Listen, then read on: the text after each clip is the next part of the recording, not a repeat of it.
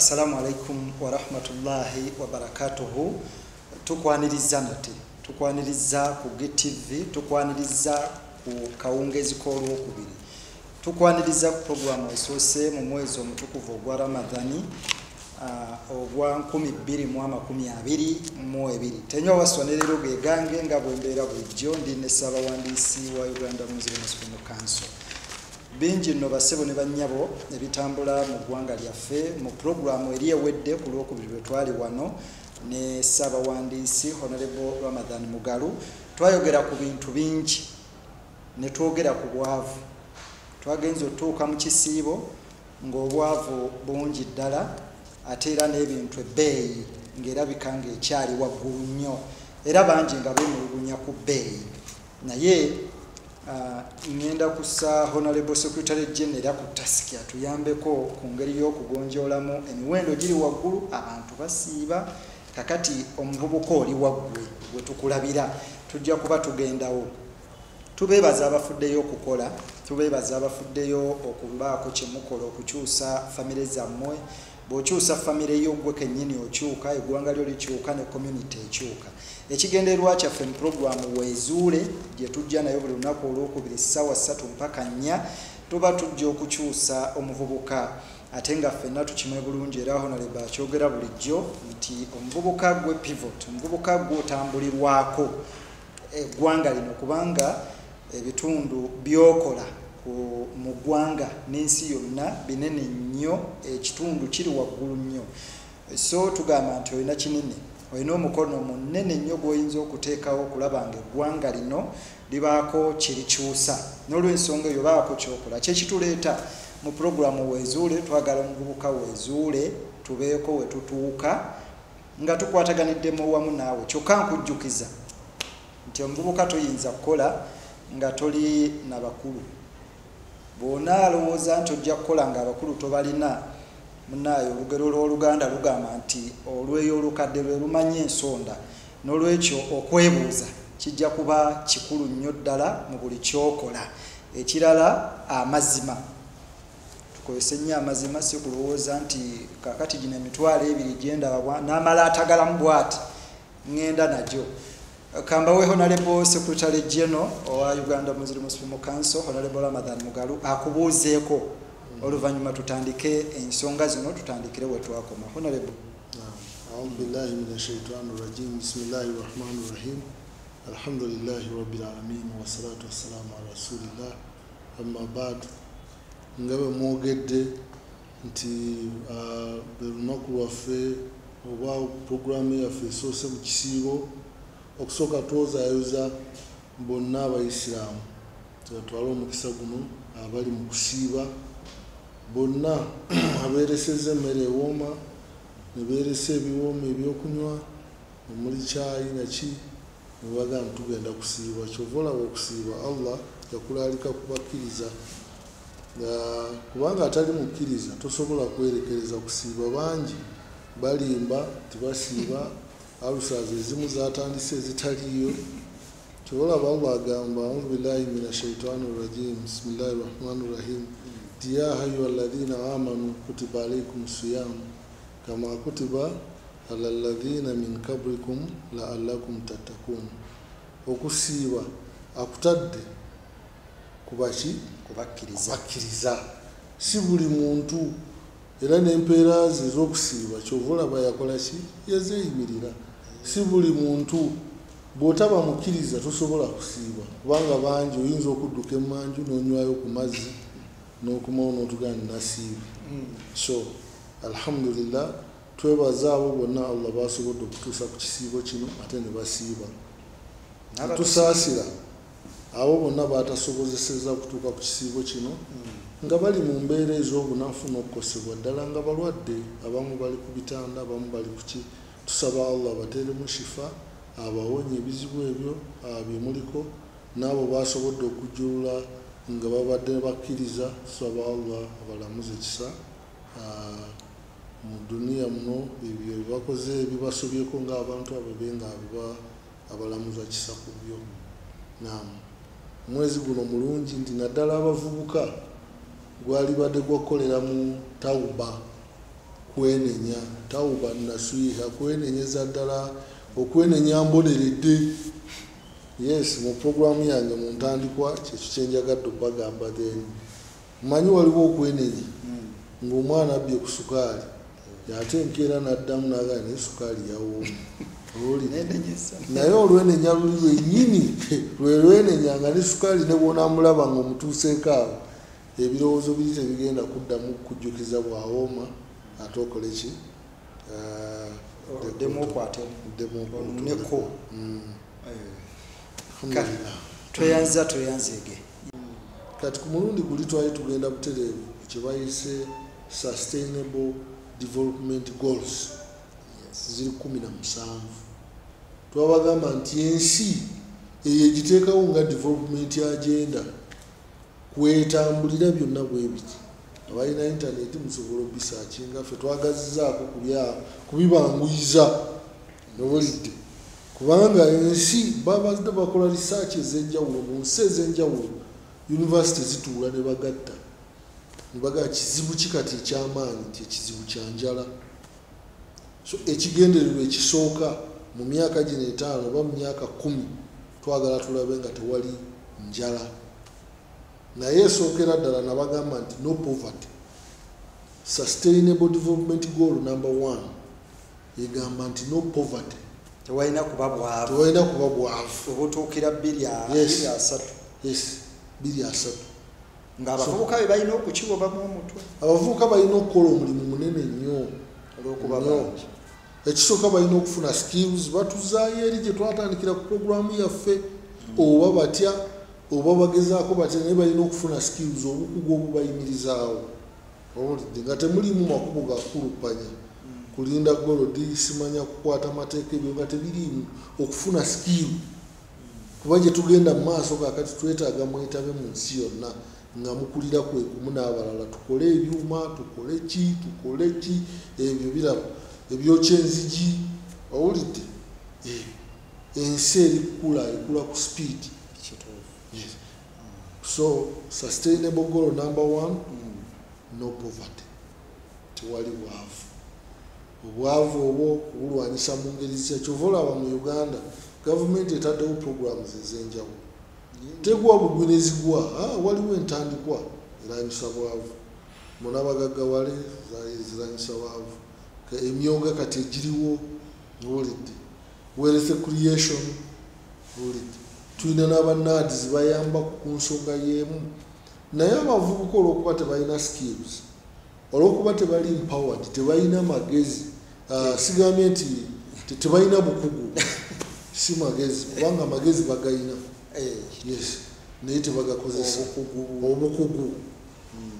Programs zino zijja kuyita bagambe tulina programu eya NADS, wabeeyo n'omuvubuka no ayita kugombolola ogenda okulaba ki ekiriyo, emyonga giyite gavumenti gegitaddemu ssente, ojja kusiŋŋana ng'abantu b'ebushenyi, abantu b'ekalamoja eyo be bayize ne baga nti emyonga bwe bwekuŋŋaanyamu bagende baggyeyo ssente, naye nga gwewa wano okumpi ow'e Kampala gwakola ku biraali TV biraali ne radio biraali, walibadde mwekolamu omulimu ne banno ne mugenda mufune ssente ezo, nammwe mweyambe bamugula kamera yammwe ne mutandika okukwata ku mikolo ne mujja ate ne mutunda content oyo ku TV oba ku radio yatulolete. So no poverty. Number 2, ensi yonna ye agenda, ensi yonna kwetambulira, eya Bulaaya, ey'Abamerika, Abachina, Abakirwa, kuba bo bakola ekiro n'emisana. Ffe Abafirika Katonda yatuwa tunyumirwa otulo twebaka owulidde kyobola abavaayo nabo ne bajje twebaka, teriyo muzungu ayinza kwebaka saa 12 nezigwako 12 hours taliyo lwansonga amanyi nti lwenti bagibanja, alina okusasulira amasannyalaze, alina okusasulira amazzi, alina okukola ki emisolo, insurance eyiye ng'omuntu, naye ffe oba olidde oba tolidde, alhamdulillah omuddugavu okuŋŋa nti ate personal doctor ebyo byonna babitunuulira. Point ey'okubiri etunuulidde nti zero hunger katulwanyise enjala eggwemu mu nsi yonna. Bano abaana abalina lisiti nti emmere ebuze sirina kino mu nsi yonna okulaba nti kiggwawo. Fe wano ffe tusinga ettaka luli nali mbikusomera ega nti Uganda ina arable land sikyazukira mu gundi kubanga biwandiike nali mbijje mu kitabo ne research yakolebwa NADS. Tusobola okulima almost buli kimu naye twefudde abazungu tuli mu kuimportinga bintu bino ne apple n'emberenge tuba tetukyazimportinga. Walina okubeerawo collective effort ey'Abannayuganda ne baga nti no tulima nayironi wano kati okuimportinga emberenge tekikyakola makulu mu Uganda ne babivaako naye weesiŋŋaana ng'agenda China n'importinga ebiberenge bino ebitulise bitugasa eki nga tebinayita mu mpewo babiteekako akaveera. So wateekwa okubeerawo zero hunger tebalina kubaawo njala nga tukoleredde abantu baffe. Value addition emmere netugiteekako value addition totunda mwanyi nkalu osooka nozisunsula paka lwofunamu kaawo owulidde naye edda twamutundanga ne tusigaza nguuvu yono asembayo oyo nguuvu nga nguuvu ddala nno owulidde ng'abazungu be banywako kala akakaawo akasooka kanesika naye kati ebigenzo biggwawo biri binguuvu wali obimanyi ebyo kawa wa nguuvu oyo yasembayo nga bamaze okuggyako ono owulidde naye ng'omunywa wena n'amaaso negakola kati nguuvu gatwakaala oba yalagawo ennaku zino oba naye kati bamu exporting. So zero hunger bw'oba olina woolima genda olime okontributinge ku food security. Ettaka lyafa mugina emyaka okutuuka emyaka 2030 omuntu anaaba omugagga ng'alina ku nsimbi nga ziri mu makubo ga halaali ateekwa okuba ng'alina emmere awaka. Bw'oba olina ettaka genda olime. Bw'obanga okola buli mwezi oluggwako planning emmere mu kusooka ogiteeka awaka. Nevertheless oba osobola kawunga that is fine, oba osobola muceere that is fine. Gula emmere gumazaako omwezi ogiteeke mu nju ogula ebijanjaalo lwofunye ennyama nga birayinise ogenda ngaogula ennyama ngaoyongerako ebijanjaalo nga bisitopinga naye oteekwa okubeera n'emmere awaka. Kwegamba luleme kubeerayo olunaku lwova waka nga weeraliikirira. Bw'oneeraliikirira nga waka tewali mmere tolina kyogenda kukola ne ku mulimu. Tewali mmere nandiroodi akubanja ate kino ate school fees abaana ate kino tolina kyogenda kukola. So wateekwa okubeera nga olina emmere muzungu kyayise food security. Zero hunger. Number 3 agambye tiwateekwa okuba nga waliwo good health and well-being. Good health and well-being. Obulamu ebyobulamu obulungi n'embeera ennungi ng'omuntu ogenda wa Kampala oba otambuza taxi n'ogiyimiriza si byambirigo nti ogenda kufulumamu byakubaza noga akatuulaawo kameme owulidde otuula kameme n'opuluka embeera z'abavubuka zisoboka ezo ogenda okulaba ogundi kondakita amugobya ebisinde owulidde agerera ddala ku kikuba awo nti nteekaawo okukikkirira bwe yeekwatakwata eno bwe yeetereeza owulidde olugulawo olugulawo okulaba afumuka misinde tujja naye ng'akimanyidde ddala atudde mu mmotoka talinamu sente emututte owulidde obeegera mutwala nansana oba mutwala gayazi oba mutwala nte oba owa owulidde ateredde. So omuntu tukusuubira nti bw'obanga ofunye awakuluma osobola okudduka n'ofuna ebyobulamu. State esobola okuyingiramu nebange providings ebyobulamu ebitaddewo oba naawe omuntu ogenda mu ba private gundi clinicians. So kikwatako naye abamu bamanyi nti n'amalwaliro ga gavumenti gyegali health center 4 health center 3 nebatagendayo ne hospitals naye nga ate kitono nnyo kugenda kukebera ku kasaayi baga nti olina malaria nowulidde abamu ne bati gera okulaba omugino omusujja gumukubye ku ttaka. So good health and well-being ng'omuntu osobola okwetuusaako olugoye n'oyambala bulungi, osobola okwetuusaako engatto n'oyambala bulungi, osobola okwetuusaako kwegamba ebintu ebiri basic ng'ebyo ebya bulijjo tetukusuubira genda kuvaayo nga ne stocks tosobola kukola kijjikuuma wanno n'ogira ti kati nga ffe abasaala ogenda okulaba nga stocks erimu ekituli bwekiti. That is not well being. Tukusuubira ayinza oyolikanga nyambala. Kati ekirala quality education ekiri mu namba 4 ebyenjigiriza ebiri ku mutindo quality education. Mu quality education mulimu ebintu bingi naye ng'eggwanga liteeka okubeera ne vision gye tuyita kati nga ffe wano mu Uganda tulina vision 2040. Eggwanga lyagala ki? Kyekisookera ddala wetutuukira mu myaka 10 okuva kati eggwanga lya Uganda lyagala ki? National Planning Authority netuyamba nega tujja kwagala badokita emitwalo 3, tujja kwagala ba engineer emitwalo 2, tujja kwagala bano emitwalo bwegiti.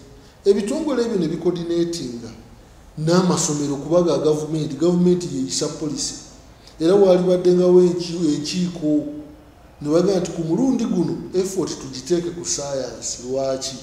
Twagala enamba y'abasomesa science bwe bati, twetaaga abasawo bwe bati, twetaaga bwekiti bwe bati, okuviira ddala ku musomesa owa senior 1 oba owa primary wansi P1 n'amanya ndi mu myaka 15 okuva kati oba 2 tutunuulidde ba doctors abali quality betwagala olite ne batandika okuvaayo.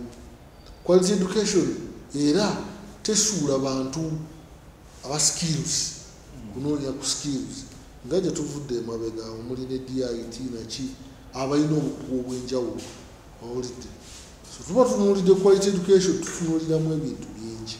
Ate quality education kati waffe wano kati DIT ndowooza nayo tugibalira mu quality education ng'eyanensi quality education. Kivula abachina bali wala omuchina yenkana ngate nywavu wano n'agamba ngenda kufuuka musawo ne mumuwa emyaka 4 n'agenda n'asoma n'atandika okuba abantu empiso ate ne bawona ate nga mukugu holiday wanga balina specialized education. Oyagala ki? Teweemenya eggwanga lyagala ki? Twetaaga ba engineer tyaya mukuŋŋaane baliwo abaafuna zino point nazi ne babazaayo. Naye wano mu Uganda tubadde tusoma aimlessly. Yes. Tetulina kigendererwa. Lwaki osoma nasali myaka 3? Why? Zikuyamba ki? Nosoma primary myaka 7. Njigo okuwandiika. Myaka 7 oyiga kuwandiika. Waliyo n'abatawandiika abali obulungi. Emyaka 3 ate 7 kiki? Wateeka okubanga waliwo clear explanations okuva mu government lwaki olina nasale ya myaka 3. Lwaki osomesa abaana emyaka 7 egya primary? Kigendererwa ki? Can you justify? Kikyoyagala mu baana abo? Kubateekateeka agenda ovaayo ng'obwongo. Sudan esomesa ina P8. Omwana bw'ava mu P8 n'agenda mu university. Olidde. Ina P8. Mwana bw'ava mu P8 n'agenda mu senior 1.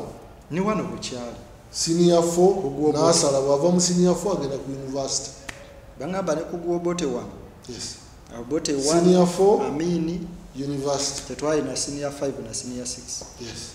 Twalina P8. Kati higher education yaki? Naye honorable omuntu eyatuukanga mu senior ey'okuna tujja kutuuka mu maaso muje 7 ng'aba muyivu nnyo. No, one-eyed man among the blind yabeera kabaka. Wali wasobola mukwata nsobi.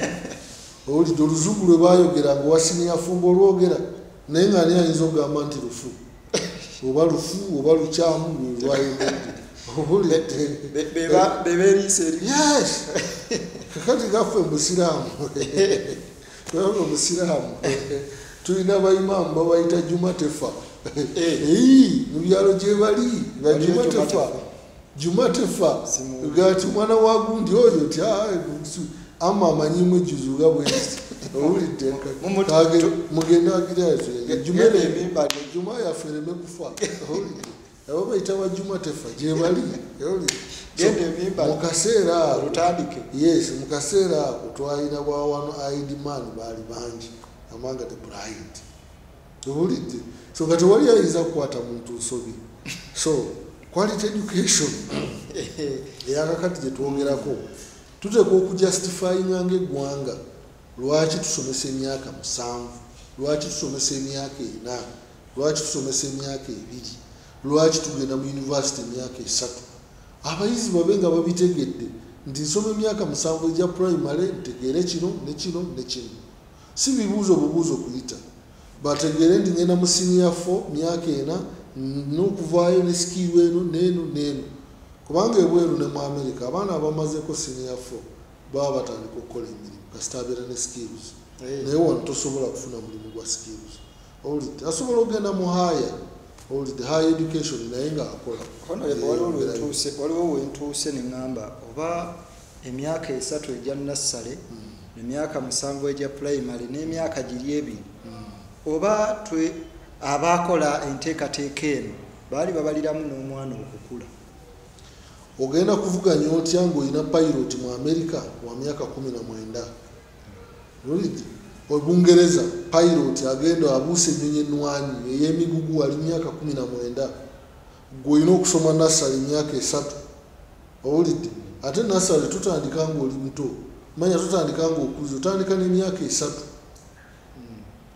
otandika n'emyaka 3 so bw'otandika n'emyaka 3 n'ogenda n'osoma nassale emyaka 3 kitegeeza olina 6 years ku myaka 6 gattako egya primary emyaka 7 owulidde emukaaga bw'ogattako 7 kitegeeza myaka 13 myaka 13 gattako emyaka 4 egya senior 4 myaka 17 gattako 2 19 omwana tannafuna kyakukola ali mu HSC 19 gattako emyaka 3 myaka 22 kakati Omungereza myaka 18 Omumerika myaka 18 19 ali mu nnyonyi yoyo engineer agenda kujja ku supervisinga gukyasoma tusoma kuyiga luzungu independence yaffe tulina ogikozesa obulungi nga tutunulidde ku bintu bino ng'eggwanga priorities twagala yes buli sector mu government eringa nga bwolaba ebiyungo by'omubiri ku muntu ebeera erina kyekontributing okubeerawo okwo owulidde mu bulamu bwo olwaleero singa kantu kakuluma wano owulira nga omubiri gwonna gufudde oyinza okutambula nga weegize oti so kyova olaba sekita zaffe eza economy nga Uganda tuteekwa zikuba mu ttooki sector by sector eriwe tutambuza nga tugira tulimpinga honorable soke tukomeka olwakadde akatutwala nga kaguddeyo abatulaba ku GTV twongera kubeebaza mwebale nnyo mwebalire ddala twagala kugenda kuwummulamu okwo tufune empozi twasiibye katuwummulemu oluvannyuma tugenda kuba tukomawo ne Ssaabawandiisi wa Uganda Muslim Supreme Council ebyogerwa bigenderera kuzamba abavubuka maanyi kyekituleesa puroguramu Weezuule era kyekyagiweesa erinnya puroguramu Weezuule okulaba nga tuzuula omuvubuka okulaba nga tukujja woli ku ddaala kwoli tugende ku ddaala eriddako tugenda mu kuwummulamu okwo tukomawo ne Honorable Secretary General ate era ensonga twongera ozirambika tuvaawo.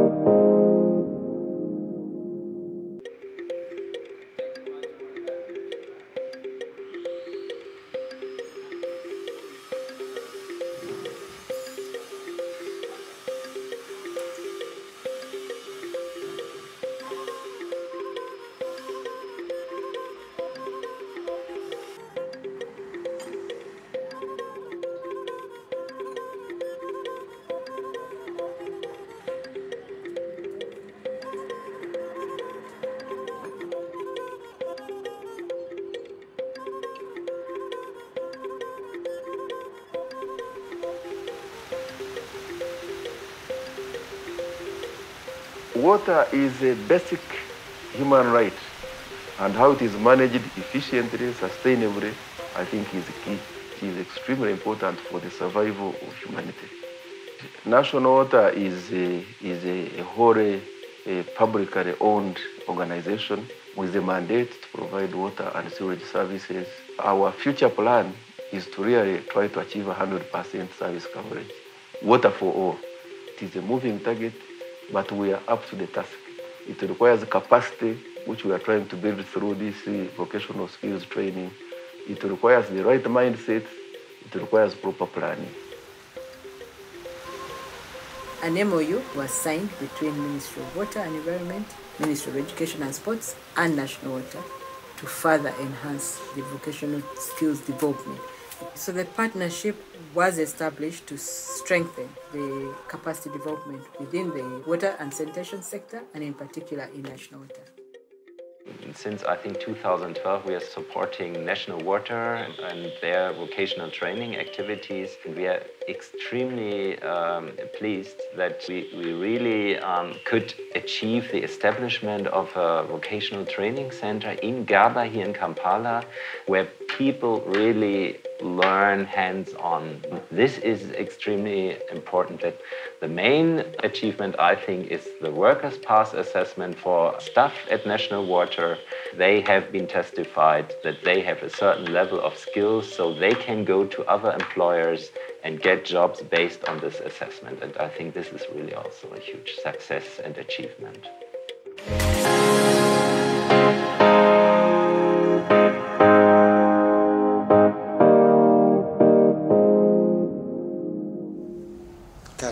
Tukulisaayo nate mu kuwummula okwo, tukwebaza okulaba GTV, tukwebaliza ddala okwekuumiranga ku GTV. Tenywa waswa gegange, ndi ne Ssaabawandiisi wa Uganda Muslim Supreme Council, Honorable Ramadhan Mugalu. Okumanya nti ensonga tugitegeeza, Honorable Secretary General atuula akakiiko akalwanyisa Mukenenya. Era akakiiko ako kakola omulimu munene nnyo mu ggwanga lino. Batuukira okulonda okutuula ku kakiiko akalwanyisa Mukenenya, era baabalabye ng'olina ky'okozeeko. Ekitegeeza nti kye tuliko wano akawuka ensangi zino kabadde keegirisiza nnyo mu bavubuka abawala okusinga newankubadde nga n'abalenzi gye bali. Era n'olw'ensonga eyo we tuli si wabi n'akamu. Naye tubadde tukyali ku nsonga Honorable zeyaleese 17 ezaleetebwa United Nations, ekibiina ky'amawanga amagatte, okuyamba abavubuka bano okulaba nga bassibwamu amaanyi okuyambako mu kulwanyisa ebintu ng'obwavu, ebintu nga endwadde, n'okulanga ensi ekulaakulana. Obunaatuukira mu 2030 nga waliwo ekikyuseeko. 2030 naatuuse, muvubuka gwali eyo bw'oba osigadde emabega oyinza okusigalira ddala, naye ekikulu baako kyokola. Tukyali ne Ssaabawandiisi wa Uganda Muslim Supreme Council, Honorable Ramadhan Mugalu, we twagendedde mu kuwummulako nga tuli ku bitongole bya gavumenti nga Honorable agabina okwongeramu ku maanyi nga nno tusinziira ku quality education ng'emu ku points ezaanokoddwayo ziraga nti zaanokolwayo ekibiina ky'amawanga amagatte mu nteekateeka y'okunyigira abavubuka mu nkulaakulana y'ensi eno. Nga Honorable obadde otugamba nti gavumenti erina okwongeramu ku maanyi. Oluvannyuma lw'okutugamba wali nti tusoma emyaka 3 nassale ne tusoma emyaka 7 batandikira ku ena. So omwana agenda okumalako okusoma ngali myaka 23 25, naye nga muno gw'ovuganya nayo emyaka 19 ebungereza akulesa emyaka 4 ali mu kubuusa nnyonyi ye manager yakola ki by 19 years. Honorable, kiki ekyasoma? Kakati ffe tulina okwetereeza nga bannayuganda mu kwezuula, kubanga ebizibu by'abavubuka bino ebiriwo n'ebirala ebiri mu ggwanga bituwa omukisa ne biwa ne ministries oba ebitongole ebya gavumenti okulaba nti twezuula okuyamba omuvubuka. Nabaga nti programu eziyamba omuvubuka ye yennyini ayinako paati, abazadde be oba community mwava family ye eyinako paati, ne gavumenti eyinako paati kuyo okwezuula esokuvaayo okubeera ng'akola meaningful contribution eri eggwanga lino. kiri kye wayogedde tintula akakiiko ka Uganda AIDS Commission era nga nagambye nti good health nayo mwegwa gavumenti ya Uganda office ya president eyagala by 2030 okubanga HIV AIDS takyali public threat. Ekisooka nga abavubuka bonna bana abantu bonna bemanyi status yaabwe buli omu ng'amanyi wayimiridde ng'ate bagoberedde amateeka g'abasawo kubanga tebasiŋŋaana nga abalina akawuka ngaolwedde bamaze okwendolalinga ku ddagala abatalina akawuka nabo nga bakola ki beekuumye okugenda mu maaso kuba teri mulwadde akola teri mulwadde agenda kula. So gavumenti yo nga office ya president evunaanyizibwa butereevu kulaba nti bannayuganda bonna balamu. Yes, balamu era nga bakontributinga eri eggwanga. Kyova olaba abavubuka be basinze okutuwa obuzibu mu nteekateeka eyo bangi tebaagala kwekebeza. Abasajja abakulu bagamba nti emundu bazitadde ku ggombolola abavubuka baswama bo nga bazipakulayo owulidde bali mu ntabaalo abavubuka ezitagwa owulidde basajja abakulu betikula baza ku ggombolola bo abavubuka bakola ki bazibbayo. Yes, ale ne percentage zijja zikuleetera abasajja bangi baganya ogenda okwekebeza. Namba y'abakyala yesinga okwekebeza yesinga okumanya bweyimiridde era bangi bebasinza okuba nga balisiivinga. Abasajja batya mpiso akayiso. Abasajja bati ate ne boonoona bwonoonyi kubanga waliwo abalowooza nti balina akawuka ate nga tebalina. Abamu ne balowooza nti tebalina ate nga balina ne bakola ki ne bagenda mu maaso n'okwonoona. Omuntu eyali badde agenda ku ddagala n'ataasa famire ye naki oba oyo eyali badde agenda mu maaso n'okwekuuma n'aba nga tagenze mu maaso n'okwekuuma. So ku lwa Intelligence Council tubakubiriza kukayiseemu buyisi tubakubiriza naye nga point weeri wano nti good health obulamu obulungi. Twetaaga nga omuntu ali alert musujja gweguze ng'alinga boxer n'akuba knockout kyekize n'akikuba knockout kyekize n'akomawo n'abeera steady n'akola emirimu gy'eggwanga n'atambula n'agenda mu maaso. So obuweereza obwo bukulu nnyo. Nabadde ngenda ku point namba obulamu obulungi. Yes, obulamu obulungi ne well-being bwa muntu ataliimu ndwadde nti leero musudde ku buliri enkyawaali kwegamba obulamu tebuwekakasa. Oli ayinza okuba n'obulwadde naye ng'abumanaginga. Tugeze nga pressure well managed atambula ne pressure ye alina sukaali diabetes well managed akola emirimu ki kwegamba naye yennyini ng'akimanyi nti nina sukaali bwe mba ndya piraawo nina kulyako yenkana bwe mba ndya ennyama owulidde tojja musiŋŋaana ng'ali mu kugira cupa za soda asiipinga enaakwata amanyi owulidde lwaba munyeddeko amunywako lwalumu lwa kigero yeeyo good health ne well-being n'okulaba nti abamu mulwanira ddala n'okukola dduyiro okukola exercise kola ki eriyo abantu generally nga banene nga nze kuva buto tubadde naye era naffe tulina okukola dduyiro sagala abantu nange honorable nange neetaaga dduyiro naawe omutono olina okugenda n'okola ntambula okuva wano yes ningenda ku Africana yes ninkomawo ngenda ku media center ninkomawo eyo si yedduyiro yafuuka kati lifestyle yo owulidde olina okwongeramu oba okwata nkumbi ogenda olima abavubuka naali bawadde amagezi weekend mu kifo kyogenda mu gym ne mukola muti weekend mukwate enkumbi muteekeyo kumenya nnyo ate nga oteekeyo kasooli amaanyi okuwono oteekeyo muwogo oteekeyo kintu kwegamba akaseera kagenda okwetooloola ennimiro ennimiro ezo abamu bakyayina owulidde abatono mugende mu kyalo mutandike okusaba wawo waliwa teekayo muwogo teekayo ki ojja kudda Kampala kunyumire ogende mu kyalo oleme kutandika kubasaba katooke kano ngenda nako kano amatooke gabeedi n'ogafuukira abatooke naye bona agendayo ng'olinayo ettooke lyo owulidde kubanga mugenda mu byalo alire mwafuukira ekizibu nobanga nti bwana tenywa najja tenywa naye nange mbatwalira sukaali n'omugaati kakati ettooke lyabwe n'okuwulira nalyo mu byalo teriyo byuma bya migaati owulidde teriyo byuma bya migaati mbaba nakyo batwalidde naye ettooke lyabwe eryo gwero litwala omanyi mutima njagala omuvubuka eyefumiitirizaamu agaye naye mukadde ettooke lyabwe lino batukyeko awulidde kyekintwala so kati tubadde ku quality education era ng'ogamba nti gavumenti erina kyerina okukyusaamu.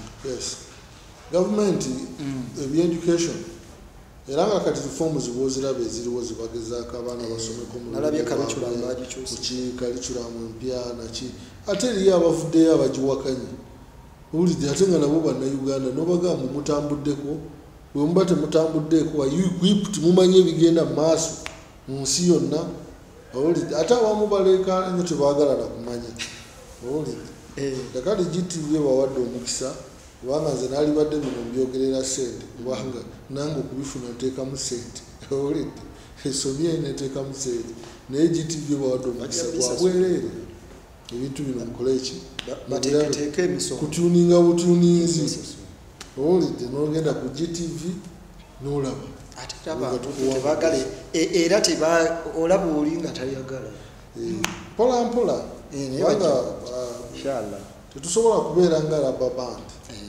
Olutalo mu Ukraine waluwulidde bagambye Russia Putin bano balinga ffe owulidde bali abafirika bali baaka gugundi kitegeeza nti mulimu okusosola okwaddala mu nsi owulidde ffe batulabanga backward people owulidde tudda mu kufuuwa nzungu naye nga tolina kyosobola kukola oluzungu terugenda kuyamba oba olulimi lwonna olulala terulina kyerugenda kuyamba nga tosobola gwe kweyimirizaawo ng'omuntu ekyokweyimirizaawo Abachina bajja kuno ne batusumbuwa tebategeera oli bwagenda Germany nayiga Germany akomawo alufuuga nti uno gundi kati n'oluganda akyalumanyi oba n'olulimi olunansi akyalumanyi twetaaga obeerera skill yebeera eyogera omuchina ojja mujje China nga wamuleeta kanika atuuke muloka agikanikire kuba ise skill ajja kumanya nti gundi yefudde wano kati education ekola ebintu ebyo gye twetaaga education etuyigiriza kufuuwa nzungu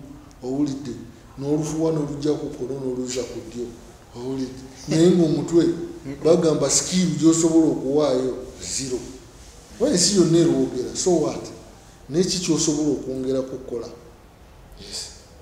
kakati tugenda ensonga endala yakumeka ey'okutaano bagiyita gender equity. Yes. Mu Busiraamu temulimu gender y'ekitwala nti male female yemanyi nti waliyo omusajja ekitonde ekisajja n'ekikazi owulidde naye kati abazungu baleeta ttaamu eyo eya gender. It is a social constraint gender naye ngera naye etegeeza ekyo mukyala mwami kakati gender equity etegeeza nti buli omu alina obusobozi kuba tulina equality ne equity ebigambo ebyo bibiri bibuzaabuza abantu equality ne equity nolidde equality mwenkanonkano nolidde gender equality mwenkanonkano naye wano kyetuliko tuli ku gender equity kiba kitegeeza nti abakyala basobola okontributinga ng'abasajja bwe bakontributinga ku nsonga ezimu. Equity kitegeeza kyotaddemu era gwe bw'ovaayo n'ogamba on the point of equity nganze Mr. Tenywa njagala mumpe kino ogamba nti okusinziira ku maanyi gange ge nateekamu mulina okundaba ne mumpa kino. So gender equity kitegeeza nti bw'oba promotinga abalenzi promotinga n'abaana abawala bonna bawa obukugu basobola okuteekamu ate era ebivaamu nabo basobola okugabana nga accessibility kyeki nti omwana nga yasoma omulenzi n'asoma lo n'omuwala ono bw'abanga mulamuzi n'ono naye asobola okubeera nga n'ono naye asobola okubeera nga mulamuzi at the same time.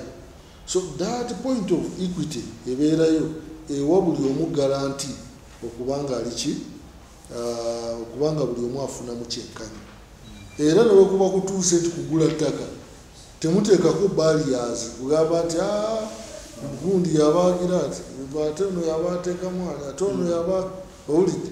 So point of accessibility omuwala akola omulimu ogwo asobola okugula ettaka nga gwe omulenzi bw'oligula, asobola okugula emmotoka nga gy'ovuga, lwa nsonga amaanyi ge g'ataddemu gamuwa omukisa ogwo.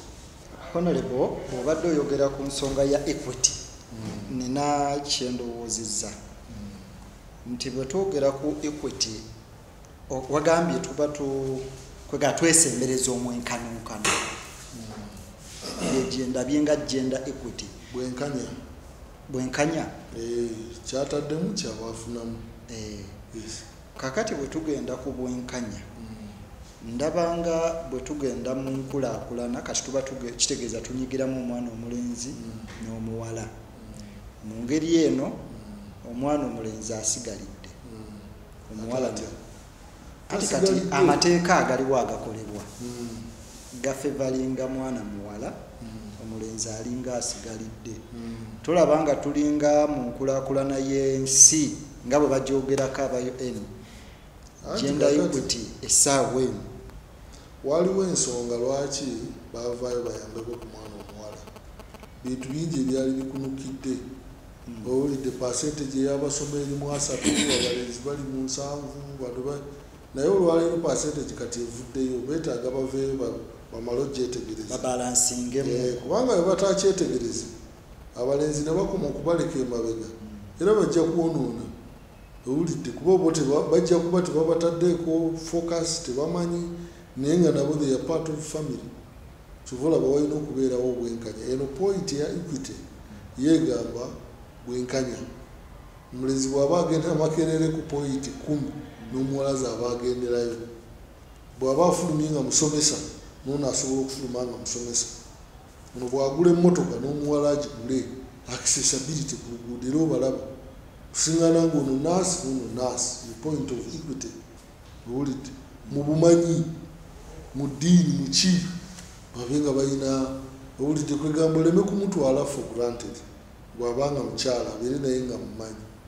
Irimu yonna ku sayidi yonna mu nsi iri mulungi, ne bwebanga eno eya western world enyuma singa okeera ku makya n'otandika kusoma.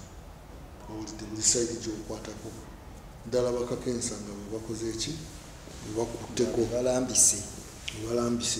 Eyo ya gender equity. Tuyina point endala eya namba 6 ye ya clean water and sanitation.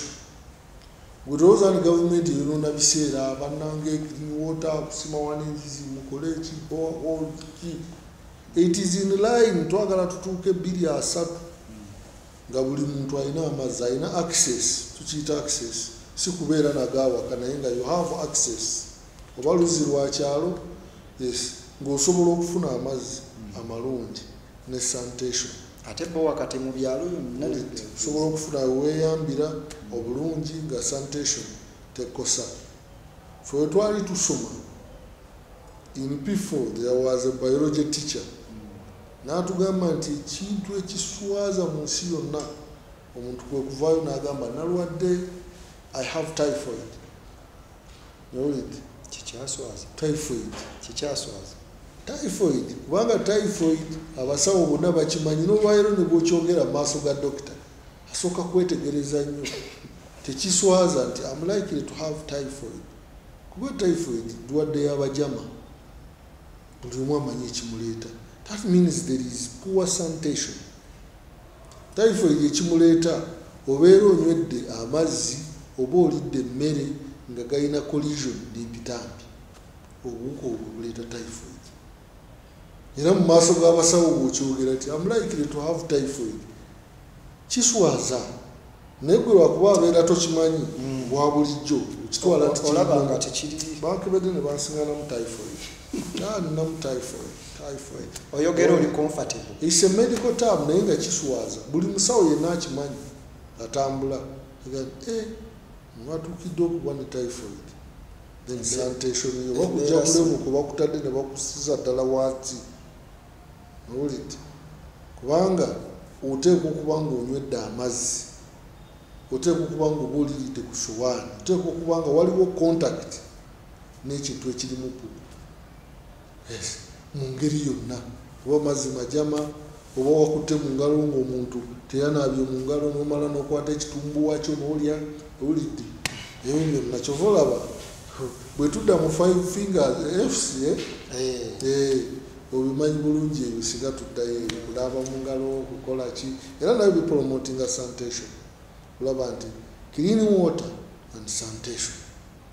Clean water gali badde kati amazzi agali treated oba amafumbi naye ng'okusingira ddala gali badde mazzi mafumbi kuba gatta obuwuka kubanga edda mwabeeranga abantu 5 mu community owulidde ne mugenda ne musingana guli ku gundi amazzi agakulukuta ag'omwala n'oyo olubiki baamunywanga nga bakwata kalagala n'agere gatukula owulidde naye kakati ensi n'ensi bano bateekamu mu kaveera bano bakola ki bano baalidde enseenene bano baalidde ki bannakampala si be bali akatogo ak'enjawulo owulidde kaakati agowoogako mbeerako manyi typhoid ajja kusuza mulakoyo owulidde so wateeka okuba waliwo clean water and sanitation ebyo omuvubuka birina okubeera ku ngalo ku fingertip owulidde togenda kusaba mazzi ga 10 nga tosoose kukirowoozaako amazzi gano mafumbe singa nanywa ag'ekikumi mafumbe weetoolooleko emanju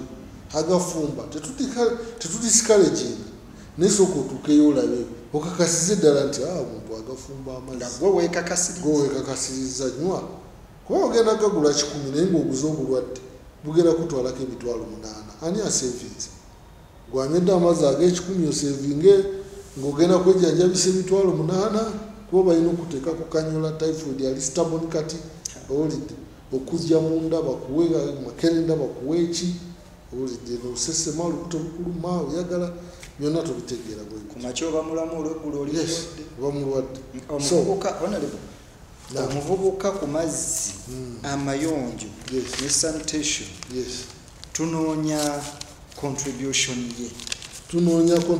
ye n'okulaba nti obulamu bwe bulungi ayambyeko oba kusomesa abantu oba kubuulirira oba kuteekawo mbeera ebyo byonna bisoboka naye ng'ekikulu tusookera ku ye yennyini nti gwe amazzi g'okozesa gwe leka gabe mayonjo nga tonabuulira oli mulimu abantu abalina principle nga ye talya kintu nga tanaabye mu ngalo era olumugira ati neyeetooloola owulidde wakiri afuna bafo owulidde naye mulimu abatafaayo mbulugunya leeta kino sumbuusa kwata owulidde abantu abamu tebakola bwe bati engalo teziri safe kuba nkwata mu ngalo kutte wano kwetooloola not safe by your mere fingers teziri safe so omanyi honorable bw'oyogedde ekyo nzijukidde muto wange olumu yalwalako typhoid taata olwamugamba nti mwana mulwadde nti kinti typhoid yalidde ebyembaata kyekigambo kyayogera yalidde ebyembaata ebyo byonna amazzi gasitaebyembaata tetwabitegeera nnyo naye ne tukitwala bwe tuti kale abatulaba ku GTV twongera kubeebaza mwebale nnyo mwebalire ddala okulaba programu wezuule ekikulu kyayo kyakuzuula naddala omuvubuka ate nga bwe natandise omuvubuka tosobola kwezuula nga tolina bakulu olweyo olukadde lwe lumanyi olupya lwe lumanyi ensonda kale naye nga tugamba nti weeyongera okwekwata ku programu eno ekikulu kyayo ekisinga obukulu kwe kulaba nga tukuteeka mu mbeera esobola okwekulaakulanya ate honorable naye akyogeddeko bwe weekulaakulanya okulaakulanya famire yo okulaakulanya community yo neggwanga ekyo nno kye tusinga okwagala mu ze pointi honorable zaakuleetera 17 eza UN muvubuka gwe okoze ki mu nkulaakulana y'ensi bwe bunaatuukira 24 onaaba oliwo onaaba olabikira wa mu kulaba nga ensi eno ekulaakulana ki kyokoze okutta kamera kukwata ebigambo ebyamakulu ebibuulira omuvubuka mu kukyusa ensi osimye luzzi oba oyambyeko kugogola luzzi mu community yo ki kyokoze kale no ensonga obwedda ze tuliko honorable zabadde atunnyonnyola programu wezuule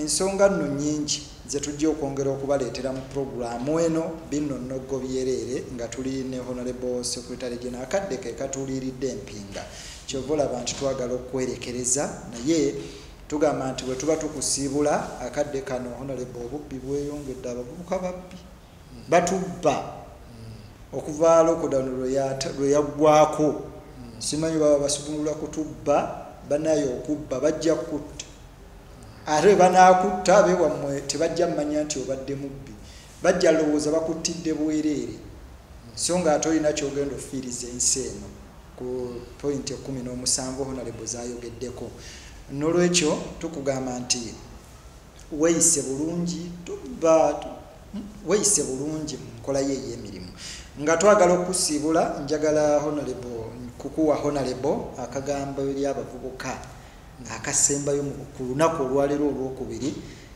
nga twakatamu programu esoose mu kisiibo obubaka bwo honorable abavubuka bategeere nti tukimanyi nti eriyo okunyigirizibwa naye okunyigirizibwa okebera lesson fe Mungu atugumya n'ebigambo bye ng'agamba nti awali obugumu ate wabeerawo ki wabeerawo obugonvu oba obugonvu fa innama usri yusra awali obukalu ate wabeerawo obugonvu owulidde so temuva mu mbeera kutandika kola ki kutandika kwefuula babandi owulidde abusimu mubusise olobubulize owulidde mufeeyo nnyo okulaba nti muli bavubuka babuvunaanyizibwa oyita mu mbeera embi Mungu abeera akugezesa embeera eyo embi gy'oyitamu ate enkya ejja kufuukira embeera ennungi ekkubo lye tukutemera eryokugenda okufuna skills eryokugenda okufuna amagezi eryokuddayo weeyongereko lyekkubo erigenda okukyusa obulamu bwo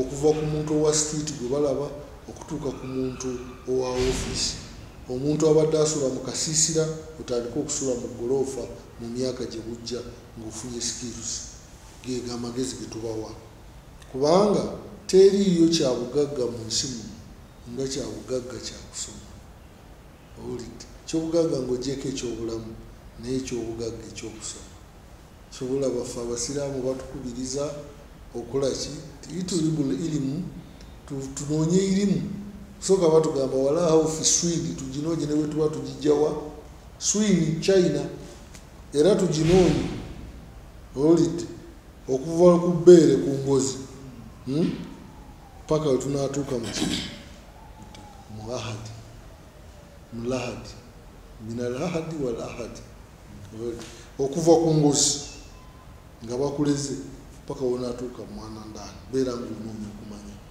oyo ye muvubuka owaleero oteekwa okubeera ng'oli mubangufu ng'oli steady owulidde nga bwolaba baleeta essimu n'ogigira oti n'ogigira oti n'ogigira oti oteekwa okubeera ng'olina amawulire agagenda mu maaso ensi etambula etya bino bye tubawa n'abazungu bonna bye batambulirako era bonna avaayo n'oyogera ku clean energy tebajjaga yowaffe owulidde kubanga yagenda y'ensi yonna kwetambulira tukomye ku bintu 6 biri ebintu 17 tujja kweyongera ne point ey'omusanvu eya affordable and clean energy nga tugenze maaso kujja inshallah. Assalamu alaikum warahmatullahi wabarakatuh. Wa alaikum salam warahmatullahi wabarakatuh. Tweyanzege honorable omulabi waffe omulungi tukwebaza nnyo kuva gye twatandikidde obudde tuyinza okuba otuwadde obumala naye naffe tukuwadde bw'otuwadde tukwebaza nga tukusiima n'okutwala ebyo ebikuweereddwa tugamba nti n'olwokubiri olujja tujja kuba bwe tutyo tukuyita ekisiibo kyatandise tugamba nti ku GTV omukisa weeguli emiwendo emisaamusaamu egigenda okujja mu nsawo yo jangu olange ne GTV jangu ogiwa obulango esobole okutambula kubanga daawa eri expensive okutuuka kaawo so tugamba nti jangu olange so nga ne ku Radio Bilal nayo gendayo ku miwendo emisaamusaamu nayo tujja kuba tukuwa ekyo kyennyini kyosuubira mu ekyo tulina n'empaka za Quran zibeerayo ku Radio Bilal ne ku GTV zijja beerangayo saa 9 kati ku Bilal zibeerayo sawa 2 okuva ku 2 mpaka ku 4 tujja kuba tuzikutuusaako wano tukwagaliza birungi byerere kyokka gwayina obubaka bw'oyagala okututuusaako programu ekuwoomedde okuba ku ssimu 075 4 25 92. Njikuddiramu 075 4 25 92. Ekirowoozo kijja kuba kituuse. Tukwagaliza birungi byerere. Tugamba nti sula bulungi. Assalamu alaikum wa rahmatullahi wa barakatuhu. Wa alaikum assalam wa rahmatullahi wa barakatuhu.